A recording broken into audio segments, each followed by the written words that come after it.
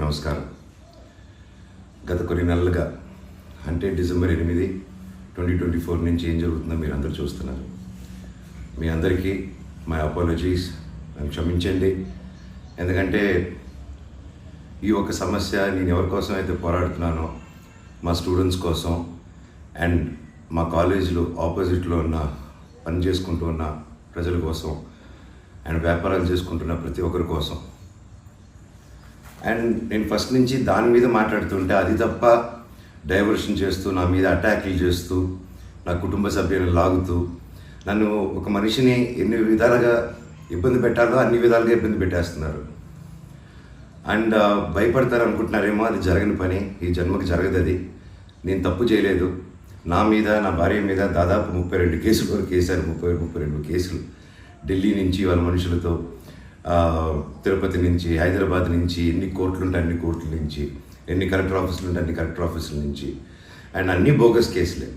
And అన్నింటికి నాది ఒకటే రిప్లై, ఎందుకంటే నిజానికి ఒకే వర్షన్ ఉంటుంది, అబద్ధానికి అన్ని వర్షన్స్ ఉంటాయి. క్లుప్తంగా ఈ మధ్య జరిగింది. నేను ఫస్ట్ ఏం చెప్తున్నాను, వీళ్ళు బౌన్సర్స్ చేసుకొని మా వాళ్ళందరినీ కొడుతున్నారు, అక్కడ ఊరు వాళ్ళందరినీ కొడుతున్నారు, స్టూడెంట్స్ని కొడుతున్నారు అని నేను చెప్తూనే వస్తున్నాను. నేను అలా చెప్తుండగా నేను రాయచోటికి ఒక ఫంక్షన్కి వెళ్ళినప్పుడు ఆ ఫంక్షన్లో ఇక్కడ ఉన్న వాళ్ళందరూ వచ్చి ఒక వ్యక్తి రాకుండా ఇక్కడ వ్యాపారం చేసుకుంటుంటే ఆయన స్టోర్లో దూరి వస్తువులన్నీ ధ్వంసం చేసి కొట్టేసి అక్కడ ఉన్న స్టూడెంట్స్ని కొట్టి అద్దాలన్నీ పగలగొట్టి ఆ వీడియోస్ అన్నీ వచ్చాయి బయటికి.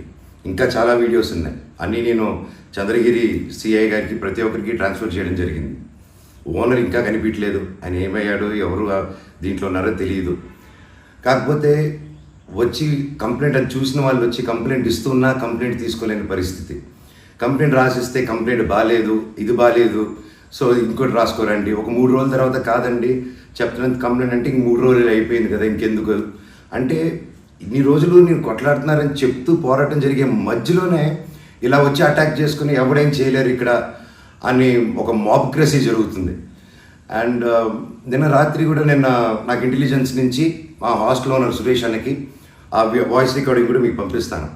ఫోన్ చేసి నేను ఆనరబుల్ సీఎం గారి దగ్గర బందోబస్తులో ఉన్నాను, మనోజ్ గారు అక్కడికి వచ్చారా, ఎందుకు వచ్చారు, మీ హాస్టల్ దగ్గరికి వచ్చారా, ఎఫ్ఐ రెస్టారెంట్ దగ్గరికి వచ్చారా, ఏదైనా ప్రోగ్రామ్ చేశారా. నేను ఆ సార్కి చెప్పాను, సార్ ఇఫ్ ఎనీథింగ్ నన్ను అడగండి. నేను ఆ సార్తో ముందు కూడా మాట్లాడాను, మీరు వాళ్ళని ఇబ్బంది పెట్టకండి, ఎనీథింగ్ ఎనీ టైం నాకు ఫోన్ చేయండి అన్నాను. పైగా నిన్న మధ్యాహ్నం 3-4 అలా జరిగింది ఆ ఫోన్ రావడం, నేను ఆ సార్తో మాట్లాడటం.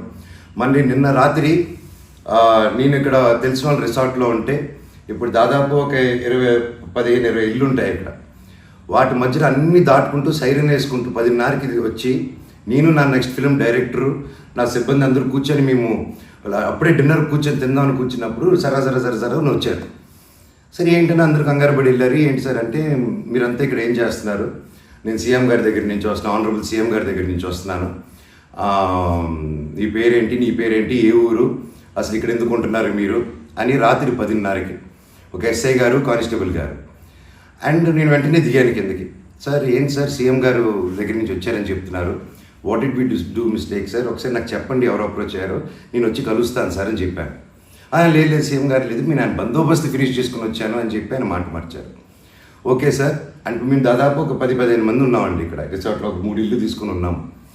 అండ్ అందరూ చూస్తున్నారు, అన్ని రికార్డింగ్స్ అన్నీ చేస్తున్నాం మేము జరిగిందంతా.